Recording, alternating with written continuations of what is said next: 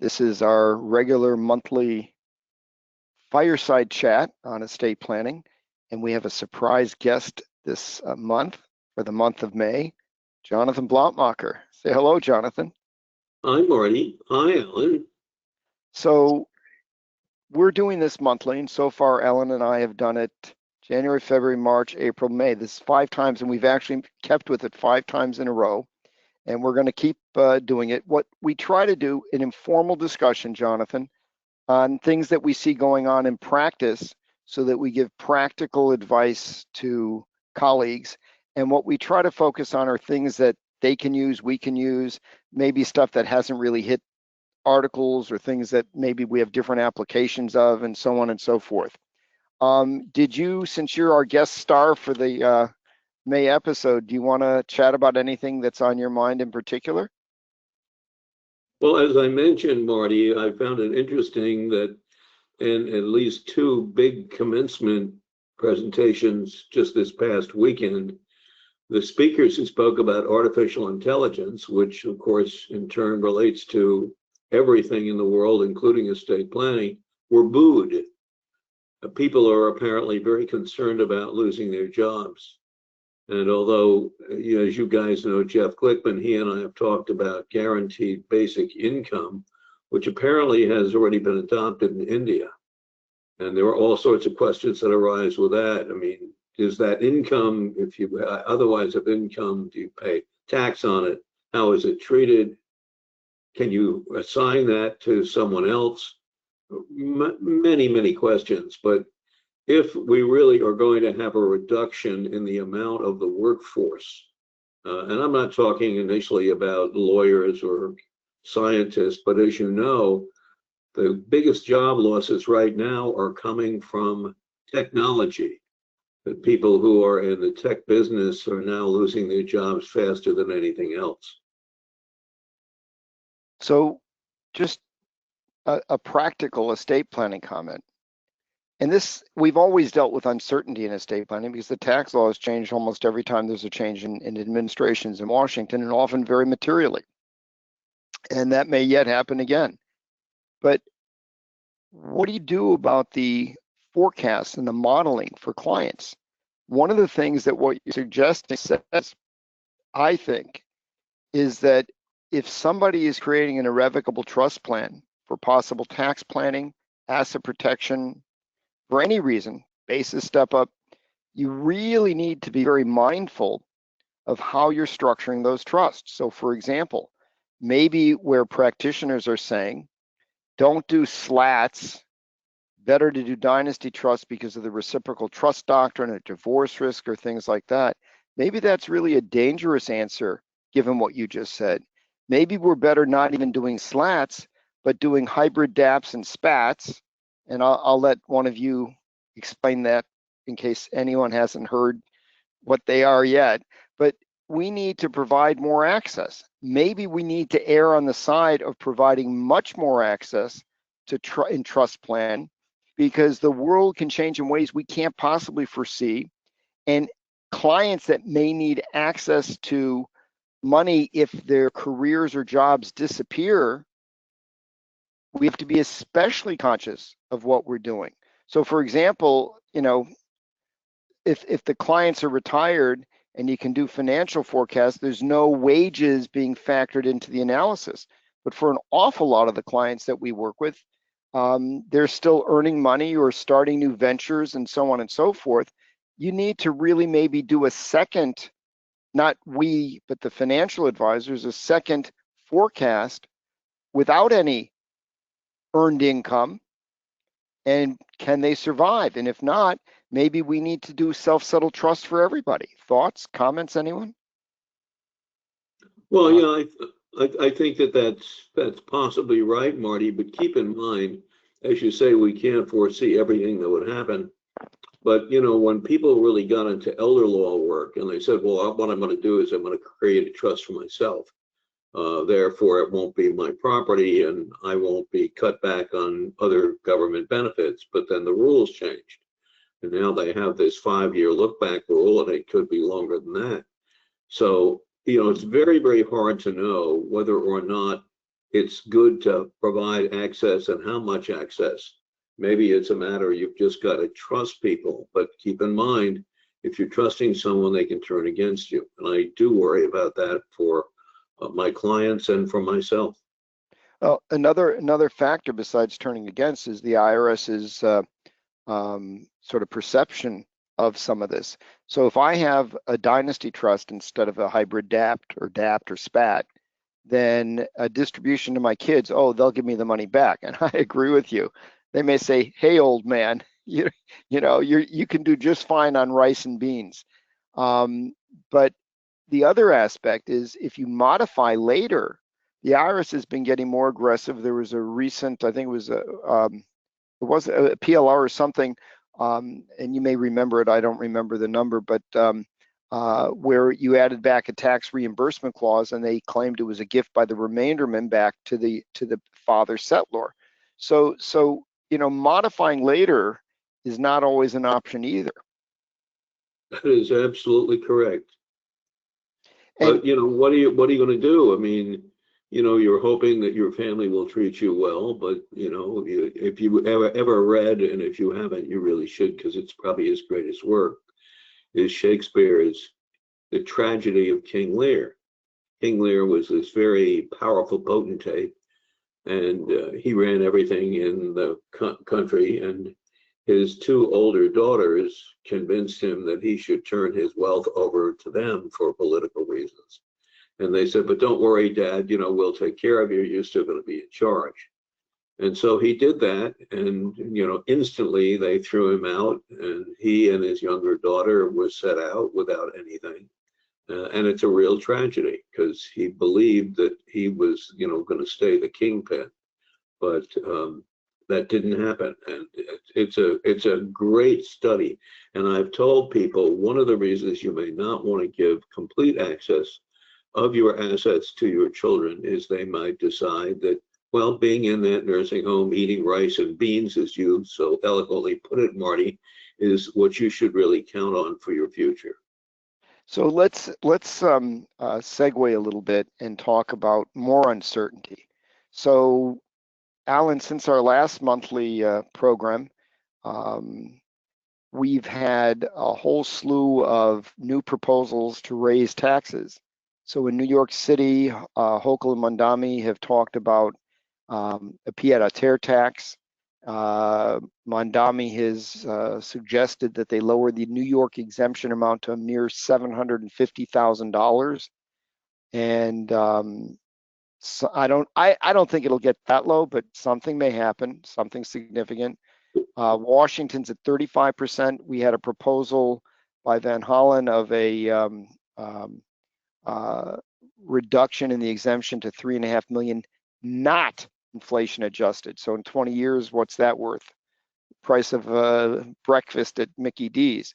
And then the gift exemption of a mere $1 million. There's been another proposal, and I can't remember who did it, maybe one of you know, where they want to tax trusts that have assets of 50 million and over on a sliding scale from, I think, 1 to 5%.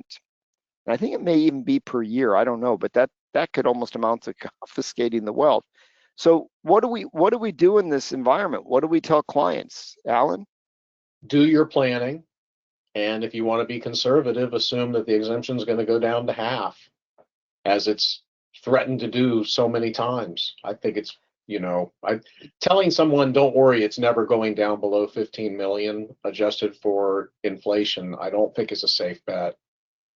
Alan, isn't that as safe as my telling you my check's in the mail? Yeah. Your check, yes. Well, it depends on if you put it in the U.S. mail, but I think it's much safer to plan for a lower exemption. And for a lot of people, for families that have 20 to 25 million dollars worth of wealth, why not plan for the lower exemption if it's all otherwise the same, unless they're charitable, because it may end up going to the tax authorities, whether that's state or federal. Jonathan, I'm going to turn it to you, but let me make a comment. I don't think it's 20 million in net worth. I think it's 5 million in net worth. If we have a $3.5 million exemption, it's not inflation adjusted, and you got $5 million today, what's your net worth going to be? And if you're in your 30s or 40s and building wealth, I think it goes much lower. When you add in the risks of asset protection, I think an awful lot of people should be planning that don't, because they kind of dismiss it. Oh, the exemption's above my wealth. And certainly for people of mega wealth, if they're talking about trying to tax wealth and irrevocable trust, we need to do it. Jonathan, maybe you want to make some comments, but then I'm going to ask you some questions about, should we be rethinking what we put in trusts? Well, Marty and Alan, keep in mind that it's not just these proposals to have maybe annual taxes. I think the thing that they're really looking to possibly do is to have a tax whenever you transfer property. And that's the rule in Canada, for example. So if you transfer assets to a revocable trust, which is of course a tax-free event here in the United States, in Canada is an immediate recognition of the inherent gain in that. That's one of the things that's there, and I think that would continue, and I think it'll happen sometime when the Democrats get in power. But politics is so hard to know on what's going to happen. Really? Yeah. Take my word for that. I'm an old man and I've seen it, and you continue to believe that things will always be the same or not tremendously different, but they did. My father knew Wilbur Mills, who was chairman of the House Ways and Means Committee. And you may remember he was a very powerful guy, and nothing happened in the tax law, especially estate tax, my father said, unless Wilbur decided that that was the way. But he was caught kind of in delicto with Fanny Fox, the burlesque queen. And I think it was the steps of the Capitol, and his career was over. And Al Ullman took over, and that's how we got the Tax Reform Act of 1976, which had 6 huge changes, including carryover basis and orphans deduction, unification, but the generation skipping. But those things didn't pass, or they were only temporary, like carryover basis, obviously my favorite, because I'm the only one who ever wrote a book about that. By the way, it's a great read if you can get yourself a copy. But, so what about making some modifications to some of the planning and trusts we're doing now, just given all the uncertainty? So for example, I'm sure some people still make outright marital bequests. It should be in a Q-tip, so at least you can allocate GST exemption. Maybe that'll be grandfathered.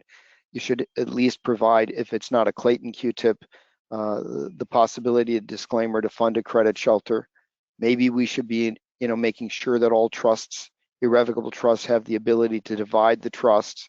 Maybe we should be using something like a power to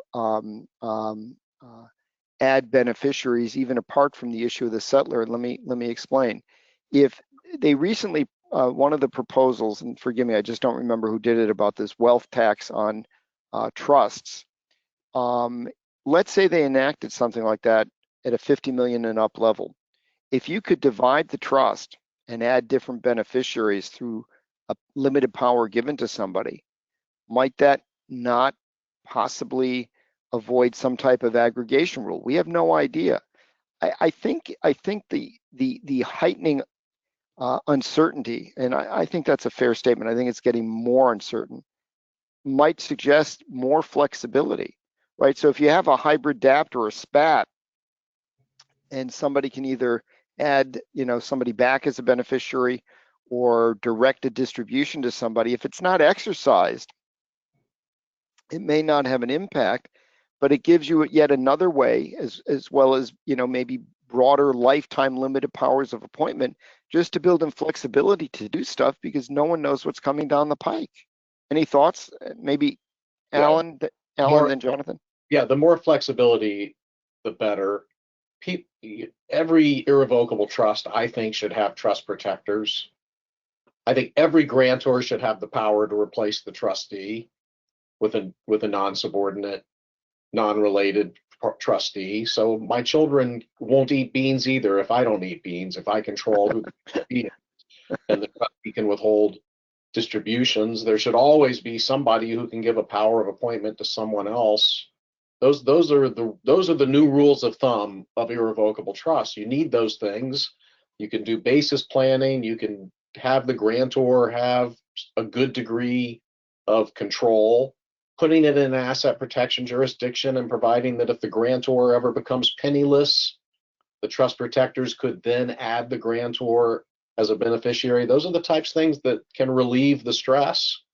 The grantor can always release those rights more than 3 years before he or she dies if you think that that might cause estate tax inclusion. But hearing what you guys are saying and seeing what we see, I mean, we went through 2008 and we did find people became penniless, and the only thing left in the family was the homestead and the big trust they had set up for the children. And thank heaven the children let them borrow in order to continue living. You do see these things, but then you also see tremendous wealth creation.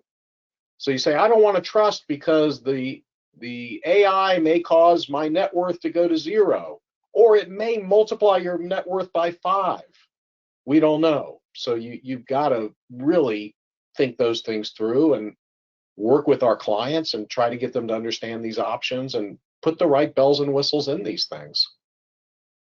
Well, of course, there are always dangers of doing something. For example, if you have a mechanism which allows the grantor to be added back in by anyone, a creditor may be able to convince a court, especially when you have bad facts, that you want to consider that he has been added back. There's a case called Iannotti in New York, where there was a Medicare trust, and of course the grantor could not be a beneficiary of that, but there was a provision which allowed the trust protector to add him in as a beneficiary.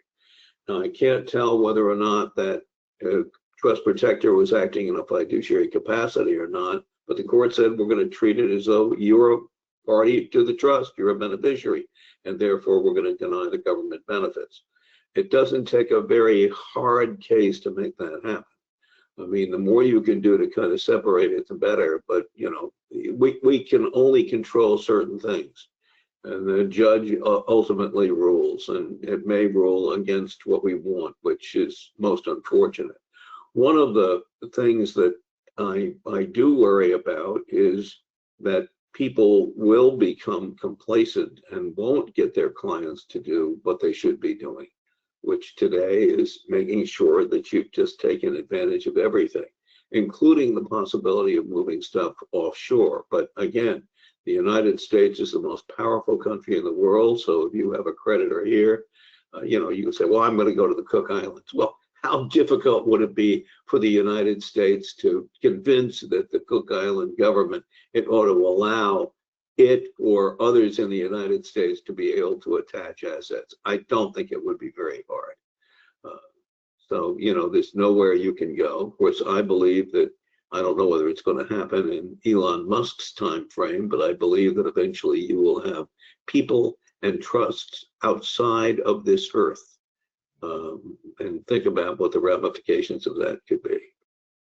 I think a lot of clients think our trusts are so complicated that they seem alien anyhow.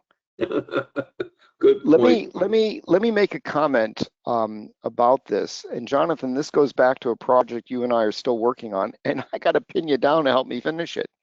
So what we did is we took interactive legal drafting software and we drafted a slat for a couple. And the hypothetical was a more moderate wealth couple that was looking for a simpler slat, non-reciprocal slat plan because they want the asset protection, the basis, step-up planning. They're not even concerned at the present time at all about estate tax. But the concept was we drafted the trust on a Zoom meeting, recorded the Zoom meeting, and then as we did it, we made a point of discussing the selections we were choosing. So for example, I don't remember if we included a lifetime limited power of appointment. I'm thinking because it was a smaller estate, we didn't. But we said you could, client, include a lifetime limited power of appointment, but you opted not to, or we didn't choose to. If you change your mind, let us know. The end result was that for 5 minutes of time, AI created from that transcript an 8-page, like 4,000 word memo. Yes, it took some time to read, and yes, you have to read everything AI writes. And you can plug Estate View in a minute, Alan. know you're chomping to do that. But the concept was, instead of presenting a draft trust to a client, and most lawyers, and this is not a criticism, it's just a statement, but my impression is that most lawyers have some default template of a trust document. So whether it's their own document, and I don't know why people are still marking up their own documents instead of using drafting software, but I think it's probably still the majority of lawyers do that. And even if you use drafting software, many people create, because it's more time efficient, a template and then just work from that, as opposed to going through all the decision points that you could have in a trust. Doing it the longer way, and Jonathan, I think it took us less than an hour to do a pretty sophisticated slat, but doing it the longer way, so an extra 10 or 15 minutes of drafting time with document generation software, and talking through all the options, not just the decisions you make, the options. We now documented that for the client, and they can then decide. So I think in light of the uncertainty that we're talking about, in light of all the options, like many of the clever things Alan said you could bake into a trust, and I think those should be in a lot of trusts, if not most, you can give the client, for very, very little extra cost or time, a very detailed summary of all the decisions. So the client now, it's on them to decide, do I want to add something you didn't put in? Do I want your defaults? I don't think most of us communicate the default decisions we make. Do you have a limited power during lifetime? Do you not have it? Do you give, like Alan said, a replacement power for the grantor to replace, or just the trust protector? Do you have a trust protector or not? But giving all those options adds little extra cost, but I think is very protective of the practitioner. And for the client that is focused on the kinds of issues we're talking about, you transform and empower them. You transform the process and empower them to make a lot more decisions than most of us give them the opportunity to do. Before you plug Estate View, Jonathan, any comments on this? Because this is something we're working on right now that I think is interesting. Well, it is interesting, Marty. I mean, you know, again, as Alan said at the beginning, flexibility is very, very key.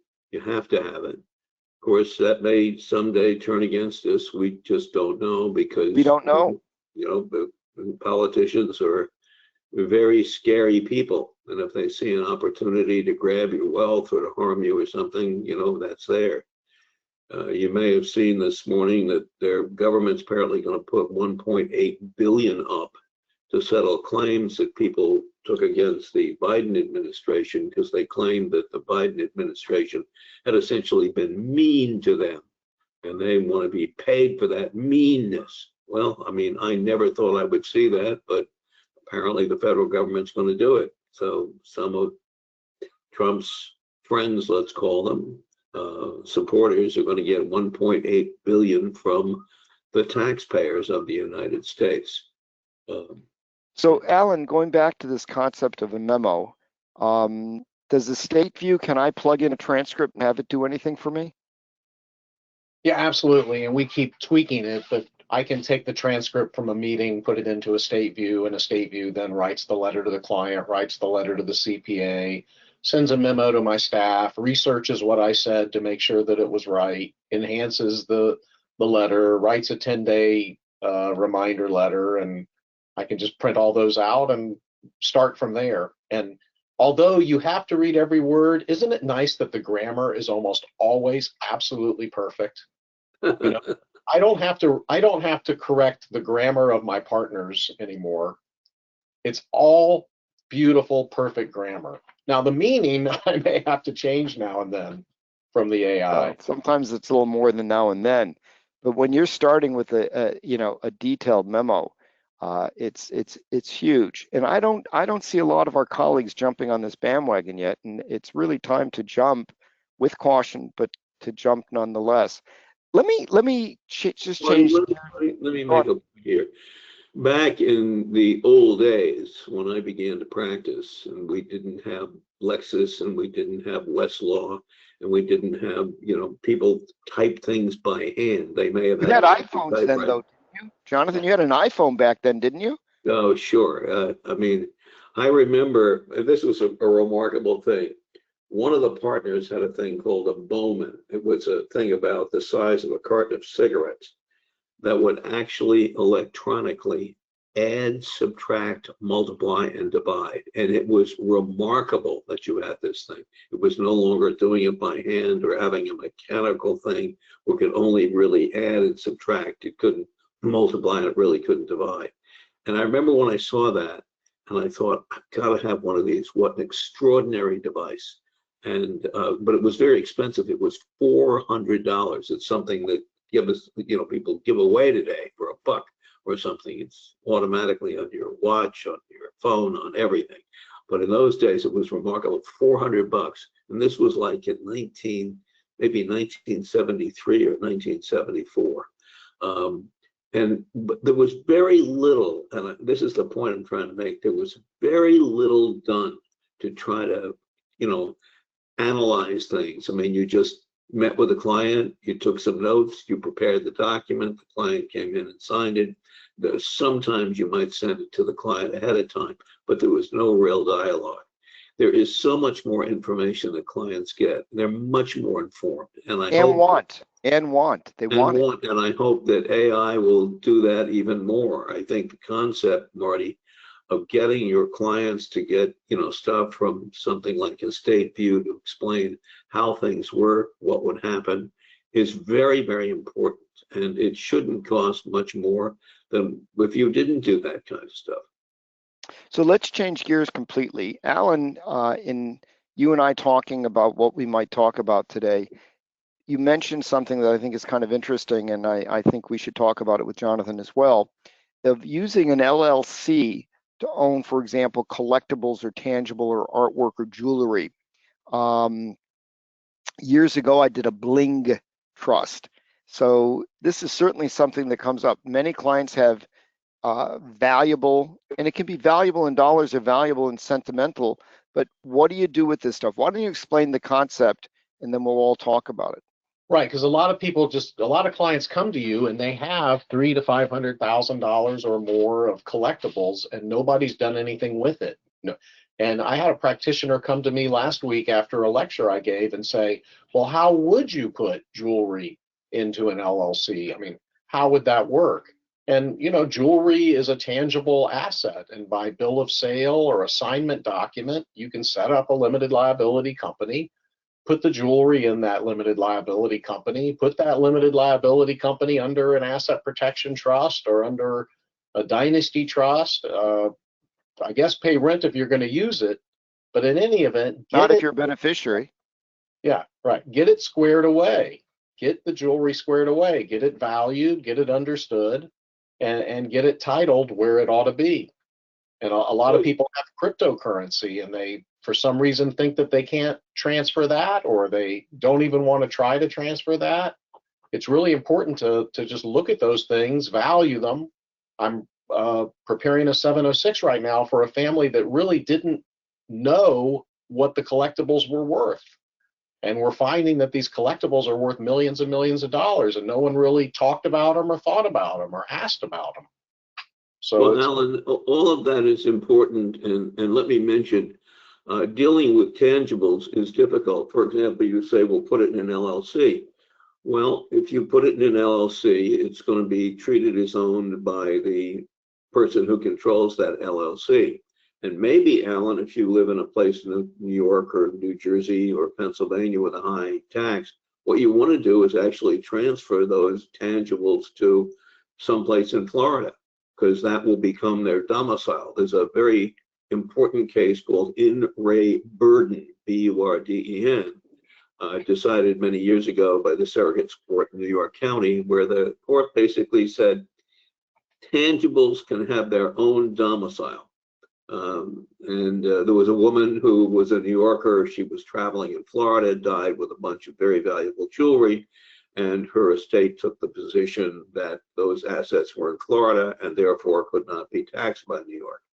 Now, that didn't work, but if you do it right, you can. One of the things I've thought about, and I'm sure you guys have thought about it as well, if you have someone in a high tax jurisdiction and you don't want them to pay tax, sell it and buy gold in Alaska or silver in Nevada, or oil in Texas, and now you will have an asset which is not going to be subject to New York estate tax. And Marty, I think if New York does some of those things, these crazy ideas I've had in the past, and I've only used it once, actually will become much more prominent, or people will switch from intangibles to tangibles, because, you know, whether you're holding something, you know, directly or otherwise. But keep in mind, if you put it in an LLC, it may change it from being a tangible to an intangible, which may change the taxation of it quite a bit. So you've got to think these things really through.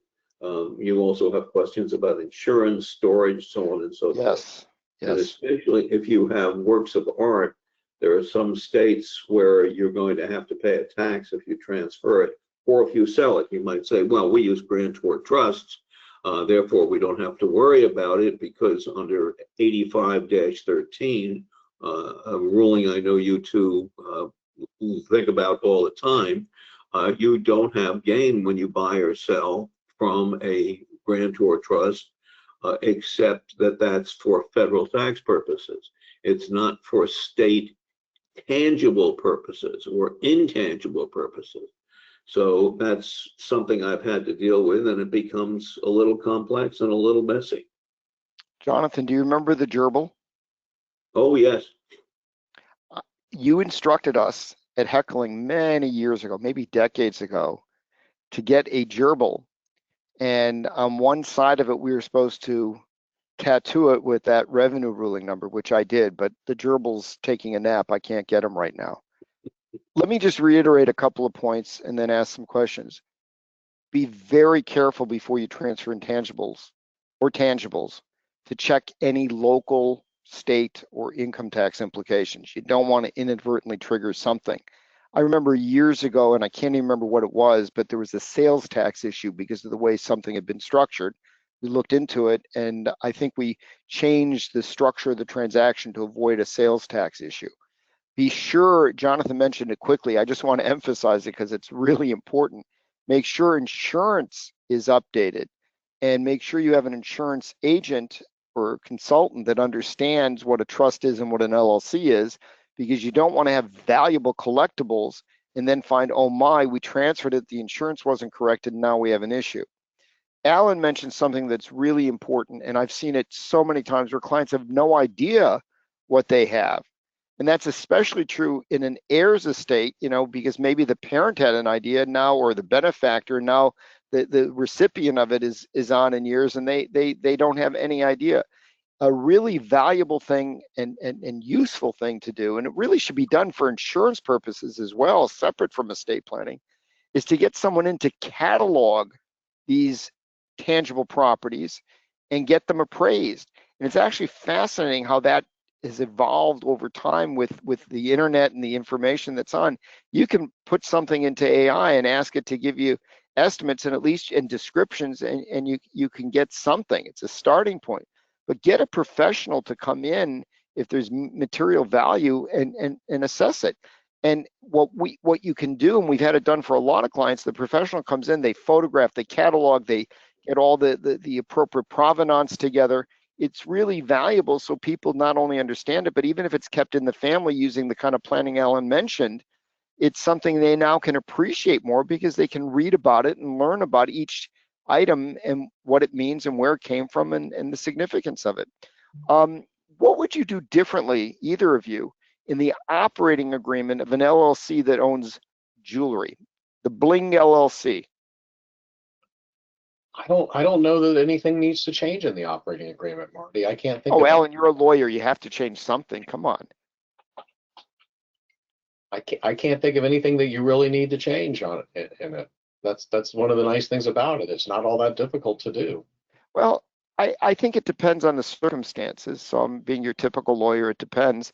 But if there's multiple beneficiaries, you may want to have some provisions for how it's determined who can borrow or use something. If the beneficiaries are of the trust and the trust owns 100% of a disregarded LLC that owns the jewelry, you may want to address some of those issues. Jonathan, maybe comment about some of the concerns of a trustee, because trustees can get very uncomfortable holding tangibles like art or jewelry, and how the LLC or other approaches might be helpful to put the trustee at ease so you can do the planning Alan mentioned. Well, of course, you know, a trustee has to worry. Trustee is the owner and is responsible for the property. I mean, there's real danger. My father was a lawyer, and one time when I was driving him home from the city during law school, he said, "Let me give you some advice. Never be the fiduciary. That's where the liability arises." And when I got out of law school, people could not hire another lawyer to sue a lawyer. Malpractice suits against lawyers just did not exist. That started in the early 80s, and of course now there are law firms that specialize in suing other lawyers. But back in the old days they didn't, but it's still true. The liability, I mean, think about the liability for a trustee. Is either of you a trustee for somebody's life insurance trust? You probably are, yes. And, you know, life insurance is so complicated that someone comes in and says, "Well, Alan, you know, you acquired this. We understand the motive was taxes. That's why you got it rather than the insured getting it and then transferring it to the trust. But Alan, why did you choose this particular policy?" And you might say, "Well, that's what the client wanted. You know, he had met with the agent and they decided that Northwestern Mutual or Connecticut General or whatever it is, it was the best one." And you say, "Oh, okay, did you look at all the others?" Well, no, but the client wanted it, but it was your responsibility. You bought it. And I mean, it just goes down from there. Why didn't you change it? Oh, you know, why didn't you exercise this option? And in fact, one of the things that I really felt very strongly about is that you should get someone in the family who's not very likely to be the subject of a lawsuit. Maybe it's the insured's brother or mother or father, someone who is unlikely to be sued if things go wrong. Because I'm going to tell you, I don't know how you can defend all the decisions that were made with respect to the acquisition, retention, and payment of premiums on a life insurance policy. It's, to me, a very dangerous area. And I was once sued. It turned out they admitted that I had no choice in it. I didn't acquire it. I didn't give any advice to keep it, but still, I was sued and had to get the suit dismissed because I happened to be the lawyer involved in the transaction. So I'm very, very sensitive to that. So that's really something you need to work. It may be with respect to Marty, you talked about, you know, getting tangibles. You're going to have to insure those. How much insurance do you get? Who gives you advice for that? Do the clients really want to pay for that? So, you know, those are complicated matters that really, really have to be taken into account. Anything else on LLCs owning intangibles? Tangibles, sorry. All right, so let's go on to something else. Alan, you've talked about this before, but it's worth you repeating. I don't know if we've done it on this monthly series, but I almost never see this done right. And people are like, really? So why do I not want to own a car and let my teenage kid drive it? And before you answer the question, I want to tell you a true story, everybody. We had five sons. We still have 5 sons. And there was a period of 6 months when all were teenagers. When I used to call the local body shop, I did not have to say it's Mr. Shenkman or Marty Shenkman. The guy recognized my voice. We were frequent flyers at the local body shop. So Alan, now with that segue, with that introduction, tell us about car ownership and liability. People always think about the sexy trust in the entity, but they forget some of the really important basics. Yeah, the first thing is liability insurance is not enough. Even if you have a $5 or $10 million umbrella, it's really easy for there to be a much higher jury verdict. The person who owns the car is liable for what the car does, and the person who takes the child to get their learner's permit is liable for what that child does on the roadway until he turns 18. So over and over again, the clients come to me. Spouse 1 signed on the learner's permit. Spouse 2 owns the car. That's a big no-no. So if you could have someone else go take the child for the learner's permit, someone you don't like or who has very few assets, that's Can we one. call you, Alan? Alan, are you talking about the driving test or just to get the learner's permit? It's to get the learner. When you take them to the learner's permit, that's when That's when it happens. That's when the parent signs and it says, I agree to be responsible for all negligence of my child on the roadways until Oh, wow. 18 years old. And Is that true? That's true in Florida? it's true in most states. Yep. Marty, Yeah. I was unaware that that's the rule in New York. And then over and over again, clients come to me and they own the car jointly. And I own the car I drive. Marcia owns the car she drives. We don't own any cars jointly. Or, oh yeah, my daughter has my car. She's off in college. You don't want Bad move. anyone to drive your car. We've just seen too many really bad accidents. And then I had a insurance agent tell me recently, and a lot of them think this. She said, well, there's a 5 million umbrella and your client's net worth is only 3 million. So they're covered. No, that's not the way it works. You have a $5 million umbrella and a $10 million verdict, you lose your 3 million of assets. But the insurance agents don't realize that. So you've got to really make that a priority and say, do you have boats? Who owns the boat? Who pilots the boat? Do you have jet skis? Don't have jet skis. Just get rid of the jet skis. 3-wheelers, 4-wheelers, your neighbors come and drive them. Put them in an LLC. Have Uncle Harry be the manager of the LLC. Get your family to sign releases. Those liabilities are all out there. We just see them all the time when those judgments come in. Well, in New York, we have a rule that the owner of the car is responsible on a secondary basis if someone is hurt in your vehicle. And I remember when my brother and I began to drive, our father sent us a 6-page, he was a lawyer, sent us a 6-page, single-space letter telling us what we could or could not do with the car. And one was you could never loan it to anyone. Of course, my brother did loan it to someone who had an accident. It turned out it wasn't too bad, but you know, that happens. I mean, my father went as far as he could, but being, you know, young kids, we just ignored what he was saying. We weren't really worried about that. But right. I understand out west there is not this owner automatic liability rule, but I gather it's in Florida. It's certainly in New York and New Jersey. Because when people first started to drive and, you know, they let the kid use the car, the kid would injure someone and, you know, everybody was basically judgment proof. So New York passed a law and others followed saying, you know, if you loan your car to your kid, to your neighbor, to your friend, and they have an accident, even if you were not negligent in loaning it to them, you are still secondarily liable for it. So right. having, you know, your vehicles owned by an entity, but you know, that's complicated. You get insurance questions and dealing with the DMV. Believe it or not, I've had that problem. What do you mean the trust owns this car?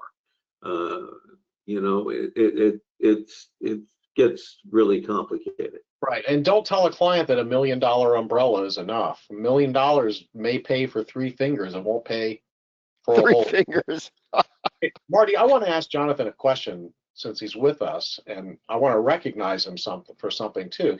He and Mitch Gans, the professor, wrote an article years ago that said on the death of the grantor of an irrevocable grant or trust, there ought to be a step up in the income tax basis.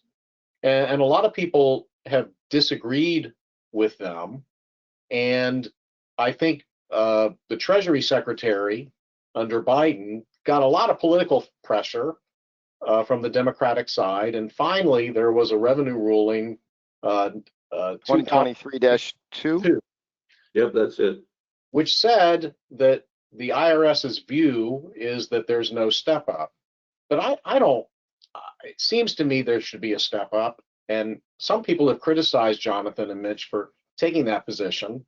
But there is a tax court case now filed by John Porter claiming that there's a step up. So Jonathan, what's new in that area? And do you think maybe under the Trump administration we'll see a change in the IRS or a court case that takes it the way that you see it?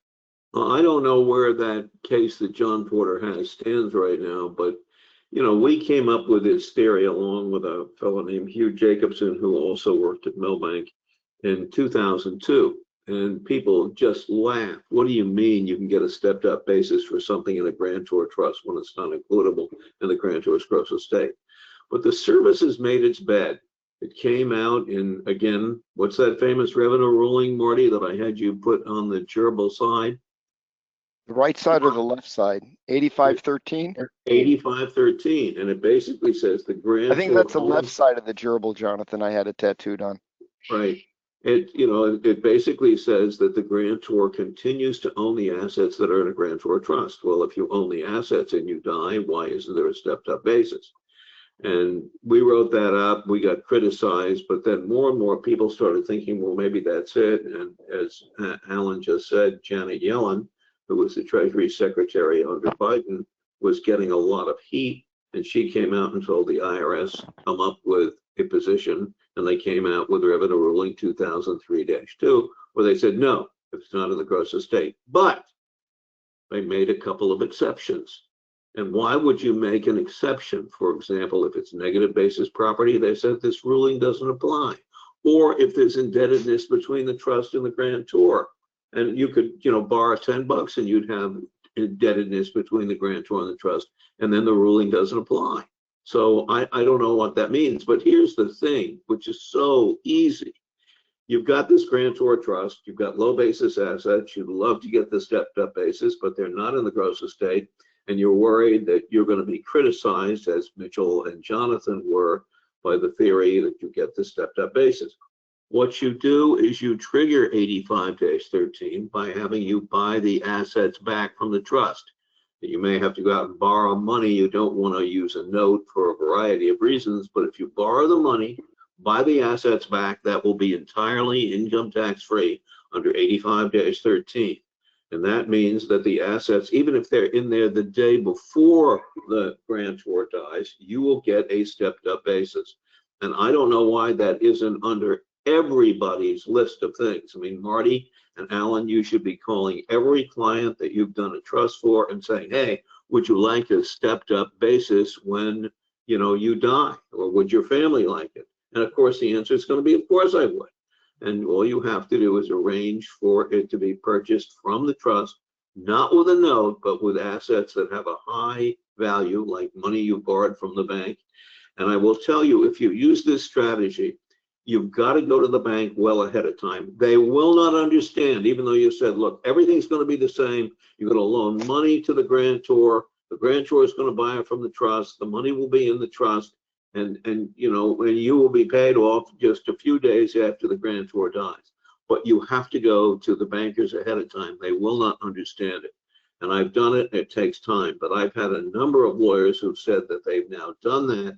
And the IRS said, we don't like this at all, but they have to accept it. 85-13 is a seminal revenue ruling. It's really that and 73-142, which I won't get into detail, are the two most important rulings ever issued by the IRS for estate planners. So make sure every client you know is regularly checked to say, hey, is there any chance that grandma, grandpa, dad, mom, whoever it is going to die? And are there appreciated assets in that former grantor trust or still grantor trust? And you'll buy the assets back. The way that should be handled, just to amplify what you said, is not only should you talk to the bank ahead of time, why don't you get a line of credit set up now so the bank's got the paperwork in the on deck circle so you can pull the trigger like that and get the money. That would be better, Marty, if people will do it. And even better still, and I have not had a great deal of success getting clients to spend the money to do it, and it's not that big of a deal. Get the documentation done for the sale transaction, for the trustee approval, the direction letter. Get the package of documents templated out, so all you really have to do is plug in the numbers and you're ready to roll. Yeah, one of the lawyers who contacted me after hearing me lecture about this said, we saved $20 million because we had the grantor buy the assets back from the trust a couple of months before the grantor died. They were ecstatic. By the way, they didn't even offer to buy me lunch, but hey, that's okay. Alan and I'll buy you lunch. Don't worry. At today's inflated prices. I just heard recently some newscast, a reporter went into McDonald's and bought a some kind of breakfast sandwich, a coffee, and an orange juice, and it cost her over $20. So we'll take you there and let you get anything you want, Jonathan. Well, speaking of that, what I see, because now I'm doing my own shopping and cooking and stuff, it's expensive to live. It really is. I used to have my wife do it all. I never paid any attention, but now that Betsy's no longer around, I really pay attention to what things cost, and it's amazing how expensive things are. This thing about inflation being at 3% and stuff, I don't believe it. I just don't believe it. But I just want to go back to the possibility of a stepped-up basis on the death of the grantor of a grantor trust. Number one, after death, if you're not sure you got the step up or not, maybe you just shouldn't sell these assets until we get the case law to our advantage. Or secondly, if you do sell the assets and you pay the capital gains tax, put on your calendar to file a protective claim for refund. You probably will. I don't think you'll be penalized if you go ahead and pay the tax and then file a protective claim for refund. I think you have 2 years to do that. And then maybe if this tax court case comes down the right way, there'll be a lot less tax paid. But the advisors who are telling their clients there's definitely not a step up, don't even think about it, I think they're taking a risk. I think they are, Alan. And what's the harm in trying? I mean, again, you've made it, probably the most conservative, but why not take the position? You report it on your income tax return or the estate's income tax return, saying, see, revenue ruling 2003-2, see the Blockmacher-Gans theory, and we're taking the position that this is stepped up basis. Now, the IRS rarely checks basis, as you know. So you've now made disclosure, you've said what it is. And again, the IRS also has prior rulings where they said there is a stepped up basis. There's a 2012 private letter ruling. And the service can't come in and say, well, we're going to try to penalize you because you followed what we said in a ruling. Well, that's different stuff. I don't believe it. Mitchell and I believe that there will be no deference given to these kind of theories that the IRS has now come up with. You may lose, but you can go ahead and try. And I think the probability of being audited on basis is very, very low. So it's really something you need to think about and discuss with your clients. So let's change gears completely. Let me ask you both a question. What do you think of a client affirmatively planning to qualify to defer estate tax under 6166? Do you see that done often? Any thoughts on it? Marty, as far as I know, I have done more of them than any other lawyer in America, and I really mean that. I've done 10. By the way, in not one of them did we hold it out for the entire 10 years. There have been a variety of reasons, some good reasons, some bad reasons why we paid it off early.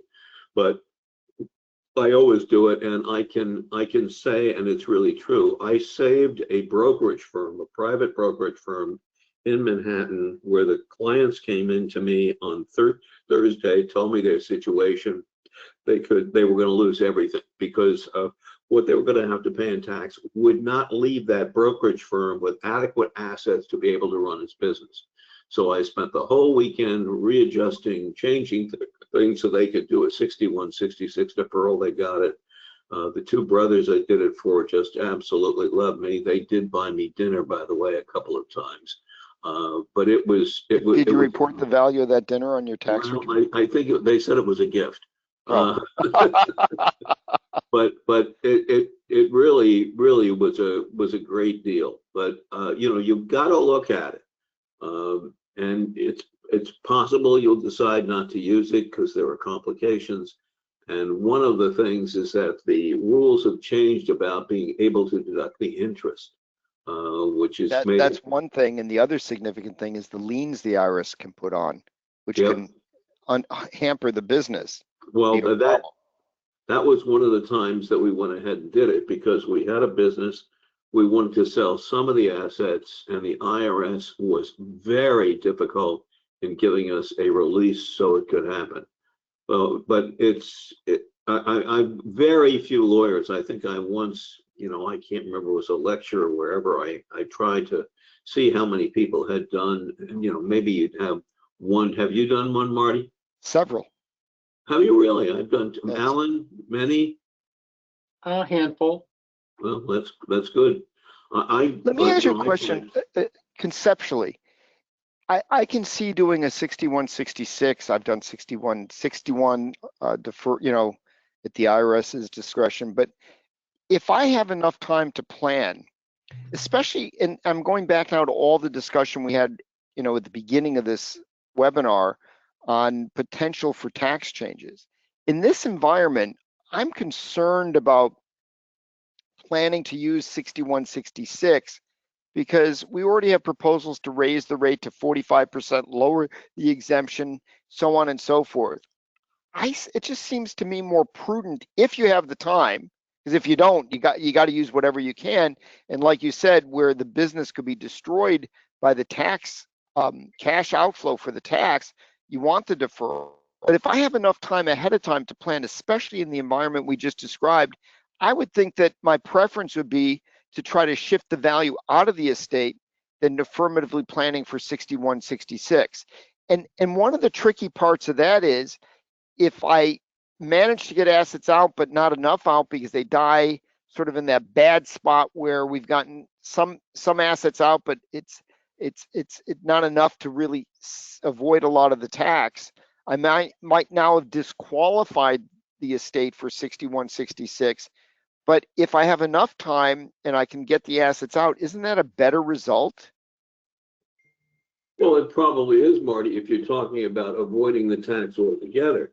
Note sales, discounting, et cetera, et cetera, et cetera. Well, yes, but I mean, let's suppose, clients often come in and their estate plan is not old and cold, and they're thinking about what are we going to do? And you say, well, you've got an active business. Let's say someone has a car dealership, they have a trucking line, they have pharmacies, they have a farm, whatever it happens to be.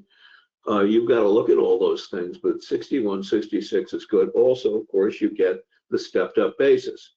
So that's one of the things. All these factors have to come in, but most clients don't come in, when they're 35 years old and they're starting a business.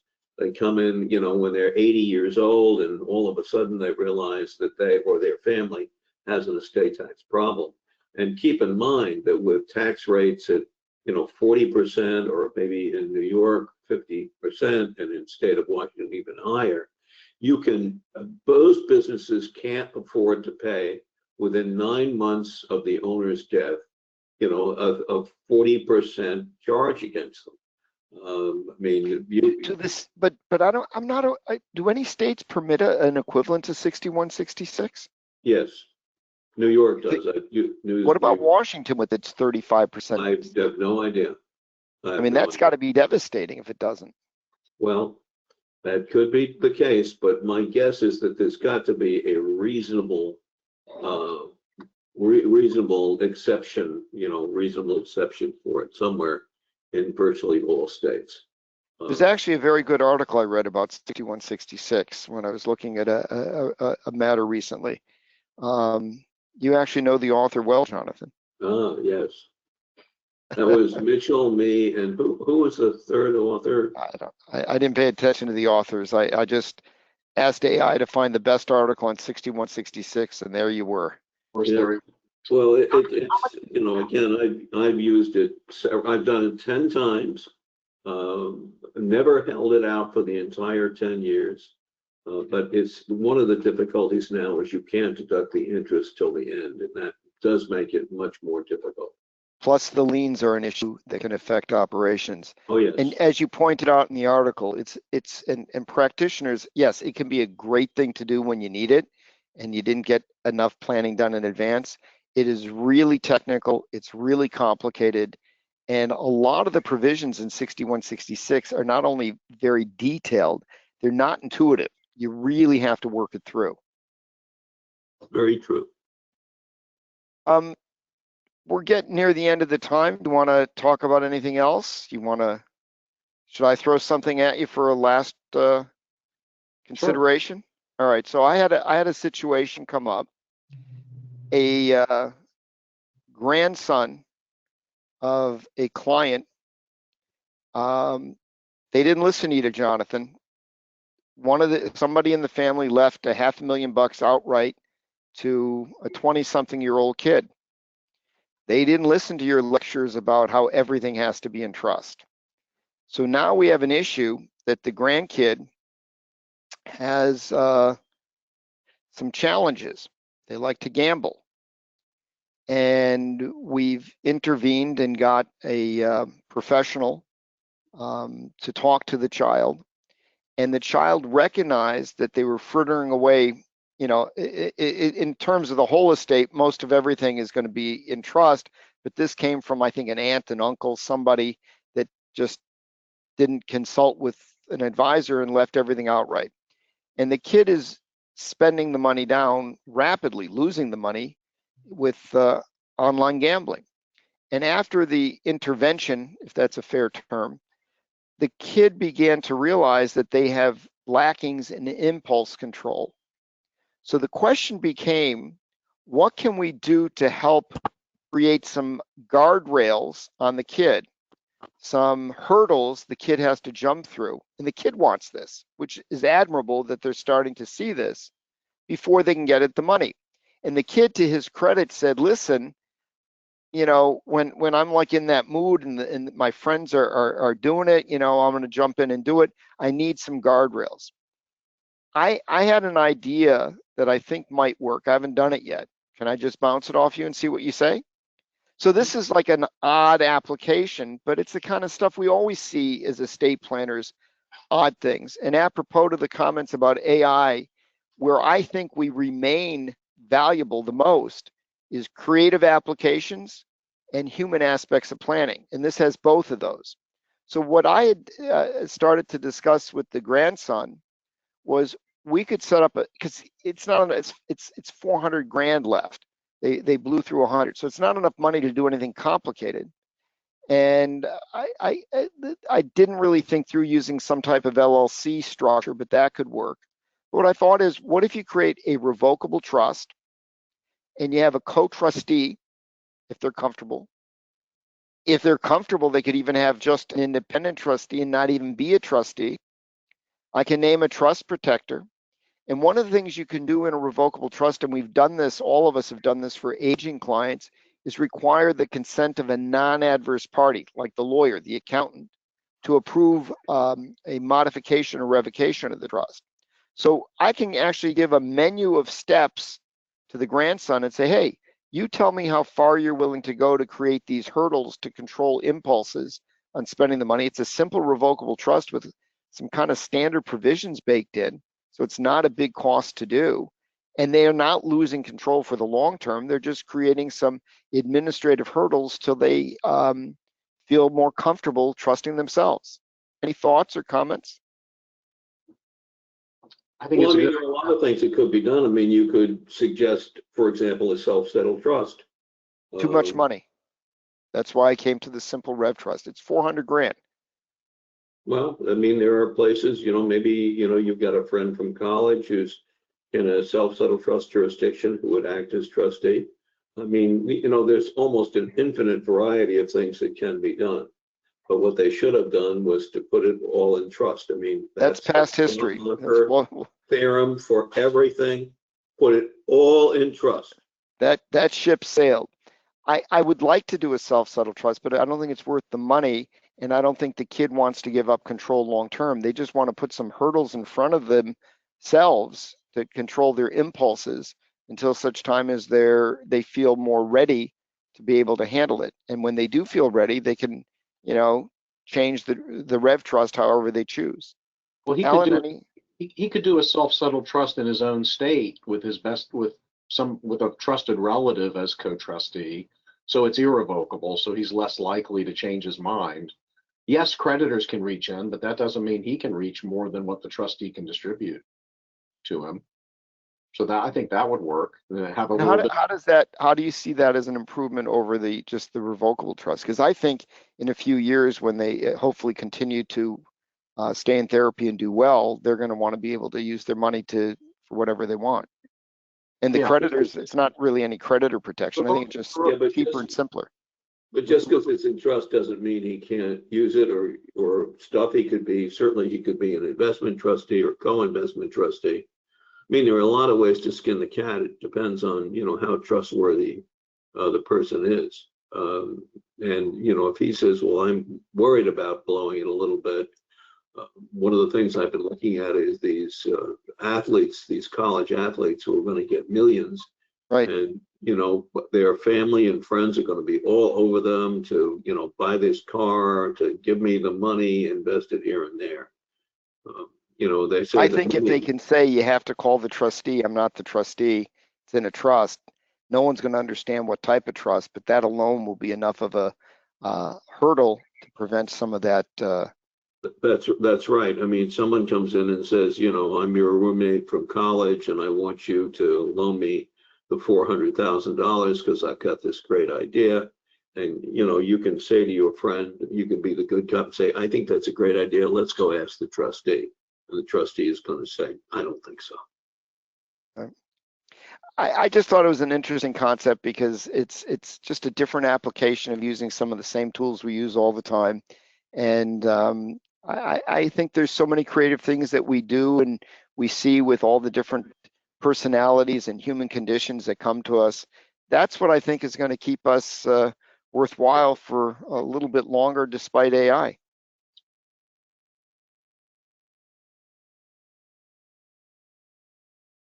Any last words of wisdom, Jonathan? Put it all in trust, Marty. Alan, any last words of wisdom? Trust Jonathan Blotmacher, and it was great on this show. Fantastic. Yeah, this is like our Thrive Star. Exactly. We'll have to charge more for this monthly installment of our estate planning discussions. No one has impacted estate planning in the United States as much as Jonathan Blotmacher, and whoever numbers 2, 3, 4, and 5 are together have not impacted estate planning in the United States as much as Jonathan has. Nor do we know anyone as brilliant. Oh, thank you for the kind words, but how much did he pay you for all this, Alan? I don't know, but it's going into trust. That is true. Thank you, everyone, for joining us. Thank you to our guest appearance by Jonathan Blotmacher. Thank you for allowing me to participate with you guys. Really terrific. Jonathan, a chance to talk with you. How could we let it go? And Alan, this was May. We'll see you in June. Exactly. All right. Thank you, everybody. And we hope that despite our bad senses of humor, this was still informative and productive. Take care, everybody.